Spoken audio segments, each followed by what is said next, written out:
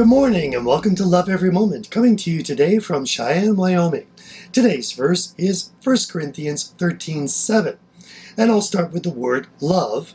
Bears all things, believes all things, hopes all things, endures all things.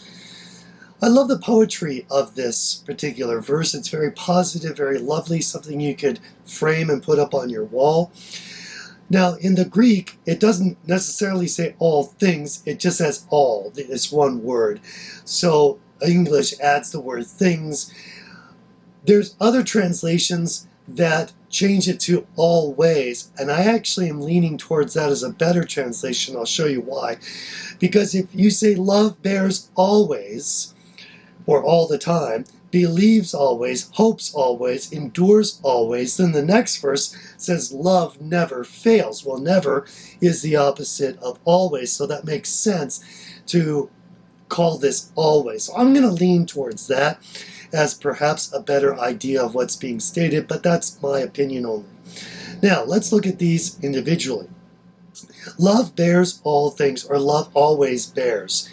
The word bear I looked up, and that's the idea of a roof over your head that will bear up against a storm. And we in the RV world, we certainly know when it rains and storms, we hear it. It sounds like a doggone machine gun, doesn't it? Can I get an amen from that?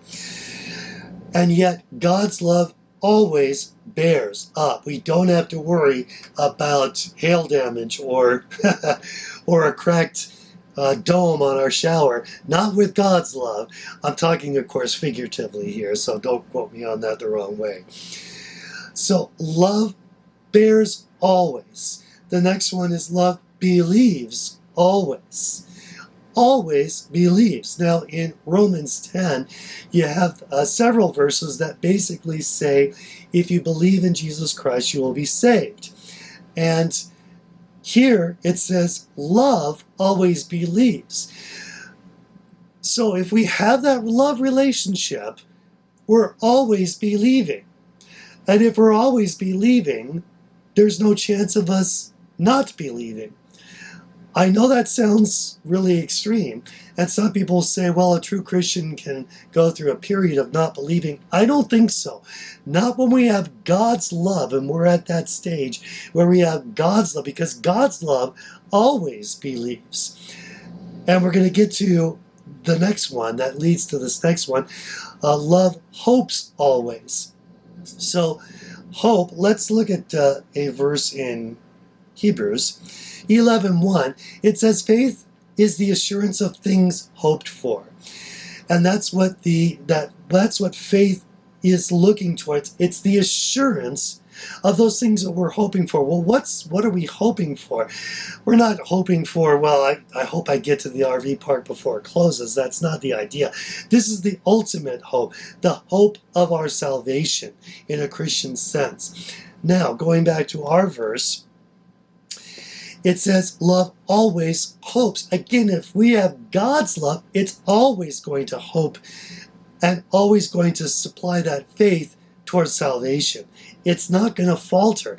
We're going to have faults. We're going to sin.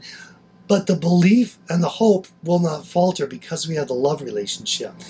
The last one says endures all things. And that's lasting all the way to the end. And notice a verse like Matthew 10:22, which says, you'll be hated by all because of my name, but it is the one who has endured to the end who will be saved. We have to endure. But human love doesn't always endure. And same with the other four things. Human bearance, human belief, human hope. Those are going to fail. They're going to falter, but not God's belief, not God's endurance, not God's hope, not God's bearance. That's rock solid. So let's choose to love every moment, because then we're going to love every moment. I'm your average wretch, and I hope you have a great week.